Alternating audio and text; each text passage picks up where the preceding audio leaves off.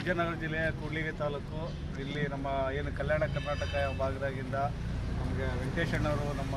SC/ST ಮತ್ತು ಮೀಸಲಾತಿ ಹೆಚ್ಚಿಸುವ OBC ಮೀಸಲಾತಿಯನ್ನು ಇವತ್ತೇನು 9 ಶೆಡ್ಯೂಲಲ್ಲಿ ನಾವು ಏನು ಮೊನ್ನೆ ನಮ್ಮ ಸ್ವಾಮೀಜಿಯವರು ಏನು ಉಪವಾಸ ಸತ್ಯಾಗ್ರಹ ಮಾಡಿದರು ಅಲ್ಲಿ ಮತ್ತು BJP ಸರ್ಕಾರ ಇದ್ದಾಗ ನಮಗೆ 9 ಶೆಡ್ಯೂಲ್ ಇದು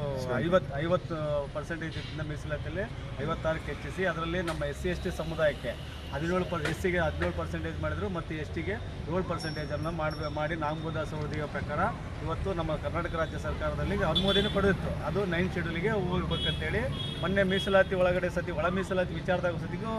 ನಾಮಬೋಧ ಏಕ ಸಮಿತಿ ಆಯೋಗದ ಒಳಗೆ ಸತಿಗೂ 56% ನಿಟ್ಟಿನಲ್ಲೇ ಮಾಡಿದರು. ಆದರೆ ಕೆಲವು ನಮ್ಮಲ್ಲೇ ನಮ್ಮ ಅಣ್ಣ ತಮ್ಮಗಳಲ್ಲೇ ಏನಾಗುತ್ತೆ ಅಂದರೆ ಅದು ಹೈಕೋರ್ಟ್ ಹೋಗ್ಬಿಟ್ಟು ಇಂದ್ರ ಸಾನ್ವೆ ಕೇಸನ್ನು ಇಟ್ಕೊಂಡ್ಬಿಟ್ಟು 50% ರಿಸರ್ವೇಷನ್ ಹೆಚ್ಚಿಸಬಾರ್ದು, ಇದು ತಪ್ಪಾಗುತ್ತೆ ಅಂತ ಹೇಳ್ಬಿಟ್ಟು ನಮ್ಮವರೇ ನಮ್ಮ ಅಣ್ಣ ತಮ್ಮಳೇ ನಮಗೆ ಇದಾದಾಗ ಸೊ ಅವಾಗ ಸರ್ಕಾರದ ಮಾನ್ಯ ಸಿದ್ದರಾಮಯ್ಯ ಸಾಹೇಬರು 9 ಶೆಡ್ಯೂಲ್ ಆಗಿಲ್ಲ ಅಂತ ಹೇಳ್ಬಿಟ್ಟು ಹೆಚ್ಚುವರಿ ಆದಂಥ ಮೀಸಲಾತಿಯನ್ನು ಕಡಿಮೆಗೊಳಿಸಿದ್ದಾರೆ. ಸೊ ಅದಕ್ಕೋಸ್ಕರ ಆ ಒಂದು ಕುರಿತಾಗಿ ನಮ್ಮ ಈ ಭಾಗದಾಗ ನಮ್ಮ ವೆಂಕಟೇಶಣ್ಣವರು ಬಂದ್ಬಿಟ್ಟು ನಮ್ಮನ್ನು ಒಂದು ಏನು ಹಿಂದೆ BJP ಸರ್ಕಾರ ಇದ್ದಾಗ 56% ಅಂದರೆ SC/STಗೆ ಏನು 4% ಮತ್ತು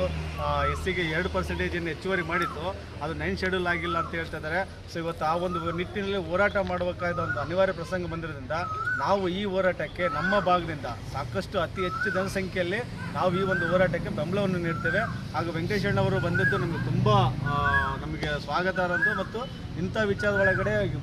ಎಲ್ಲವನ್ನು ಸ್ವಾರ್ಥವನ್ನು ಬಿಟ್ಟು SC/ST OBCಗಳನ್ನು ಒಗ್ಗೂಡಿಸಿ ಹೋರಾಟ ಮಾಡೋದಕ್ಕೆ ನಮ್ಮ ಬೆಂಬಲವಿದೆ ಅಂತ ಹೇಳ್ತಾ ನಮಗೆ ಮಾತಾಡೋಕ್ಕೆ ಅವಕಾಶ ಕೊಟ್ಟು ಮತ್ತು ವೆಂಕಟೇಶಣ್ಣವರು ನಮಗೆ ಭೇಟಿಯಾಗಿದ್ದು ತುಂಬ ಸಂತಸ ತಂದಿದೆ ಅಂತೇಳಿ ನನ್ನ ಮಾತುಗಳು ಮುಗಿಸ್ತೀನಿ.